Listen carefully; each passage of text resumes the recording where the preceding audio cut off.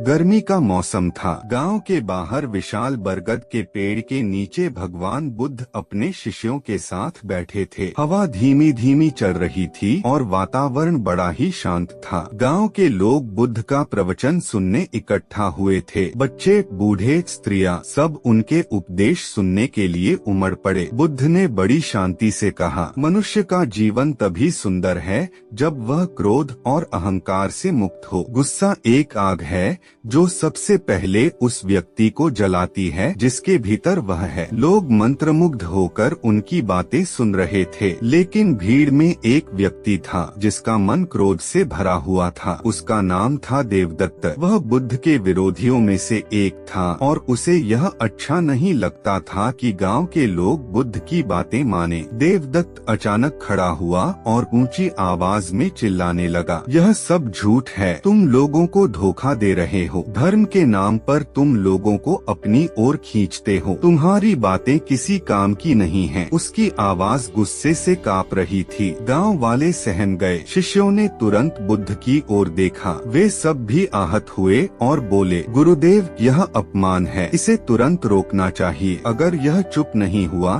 तो हम इसे बाहर निकाल देंगे। लेकिन बुद्ध की आंखों में कोई क्रोध नहीं था। उनके चेहरे पर वही सहज शांति और मधुर मुस्कान थी। उन्होंने शिष्यों को हाथ से इशारा कर शांत होने को कहा और बड़े प्रेम से उस गुस्सैल व्यक्ति की ओर देखा। बुद्ध ने धीमे स्वर में पूछा, भाई, अगर कोई तुम्हें कोई उपहार दे और तुम उसे स्वीकार न करो तो वह उपहार किसके पास रह जाता है? देवदत्त चौंक गया। उसने सोचा, यह कैसा प्रश्न है, लेकिन सबकी निगाहें उसकी ओर थीं। तो वह बोला, अगर कोई उपहार न ले तो वह देने वाले के पास ही रह जाता है। बुद्ध ने उसी शांत स्वर में उत्तर दिया, ठीक वैसा ही तुम्हारे ये अपशब्द और तुम्हारा गुस्सा भी मेरे पास नहीं रुकते। वे सब तुम्हारे ही पास लौट जाते हैं। मैं उन्हें स्वीकार नहीं करता। बुद्ध की यह बात सुनकर पूरा वातावरण मौन हो गया। जो लोग अब तक डर और तनाव में थे, उनके चेहरों पर शांति उतर आई। लेकिन देवदत्त को यह और भी खल गया। उसने फिर कहा, तुम मुझे बेवकूफ बना रहे हो। गुस्सा तो चोट करता है, अपमान तो हर किसी को बुरा लगता है। बुद्ध मुस्कुराए और बोले, देखो, मान लो किसी ने तुम्हें गाली दी और तुमने उसे स्वीकार कर लिया तो तुम्हारा मन दुख से भर जाएगा। लेकिन अगर तुम उसे अपने पास न आने दो तो वह गाली उस व्यक्ति के पास ही रह जाएगी जिसने दी है। इस तरह गुस्सा सामने वाले को तभी तक जलाता है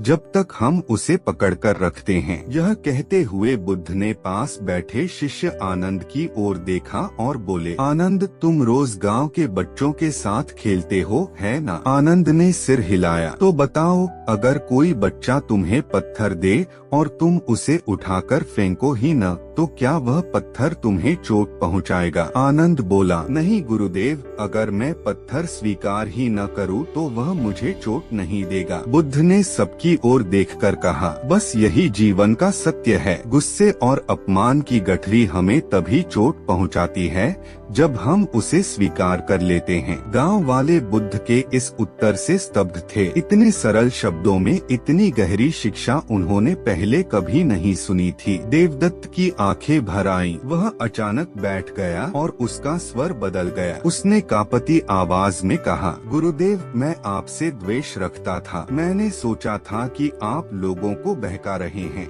लेकिन आज समझ आया कि असली शांति गुस्से से नहीं, धैर्य और संयम से मिलती है। कृपया मुझे क्षमा करें। बुद्ध ने आगे बढ़कर उसका हाथ पकड़ लिया और बोले, क्षमा मांगने की आवश्यकता नहीं भाई। क्षमा वही मांगता है जिसने कोई गलती की हो, लेकिन तुमने मुझे अपशब्द दिए और मैंने उन्हें स्वीकार ही नहीं किया। वे सब तुम्हारे पास लौट गए। अब तुम्हारा मन स्वयं हल्का हो गया है। देवदत्त रो पड़ा। उसकी आत्मा जैसे शुद्ध हो गई हो। गांव वाले यह दृश्य देखकर भावुक हो उठे। उस दिन के बाद से देवदत्त बुद्ध का शिष्य बन गया और उसने जीवन का शेष समय सेवा और करुणा में बिताया। कहानी की सीख, गुस्सा हमें ही जलाता है, दूसरों को नहीं। अगर हम अपशब्दों और नकारात्मकता को स्वीकार न करें तो वे उसी व्यक्ति के पास लौट जाते हैं जिसने उन्हें दिया है। जीवन की असली ताकत धैर्य और संयम में है, न कि क्रोध में। सच्चा नेता वही है जो अपमान सहकर भी शांत और करुणामय बना रहे।